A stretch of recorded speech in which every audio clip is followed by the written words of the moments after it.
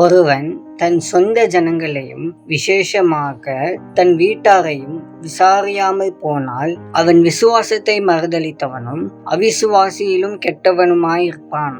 1 தீமோத்தேயு 5:8.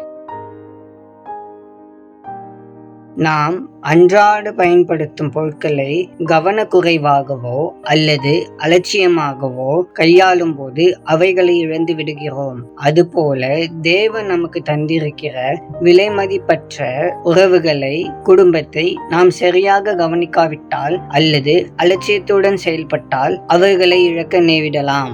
எனவே நாம் உறவுகளுக்காக, குடும்பங்களுக்காக அனுதினமும் ஜெபிக்கிறவர்களாகவும் அக்கறையுடன் செயல்படுகிறவர்களாகவும் இருக்க வேண்டும். தேவனோடு சஞ்சரித்த நோவா விசுவாசத்தினாலே தேவ எச்சரிப்பை பெற்று பயபக்தி உள்ளவனாயிருந்து பேழையை உண்டு பண்ணி தன் குடும்பத்தையும் ரட்சித்ததை போல நாமும் ஜாக்கிரதையுடன் இருப்போம். அன்பின் பரலோக பிதாவே, இந்த நல்ல நாளுக்காக உமக்கு நன்றி செலுத்துகிறோம். கர்த்தாவே, நீர் எங்கள் தேவைகளை சந்தித்து ஆசீர்வதித்து எங்களோடு இருப்பதற்காக உம்மை துதிக்கிறோம்.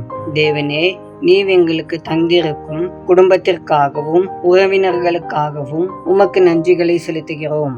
ஆண்டவரே, எங்கள் உறவுகளை நாங்கள் அலட்சியப்படுத்தாமல் அவர்களுக்காக ஜெபிக்கவும் தேவையான உதவிகளை செய்யவும் எங்களுக்கு கிருபை தந்தருளும். இந்த நாள் முழுவதும் உம்முடைய சமூகம் எங்களை வழிநடத்தட்டும். உமக்கே மகிமை உண்டாவதாக.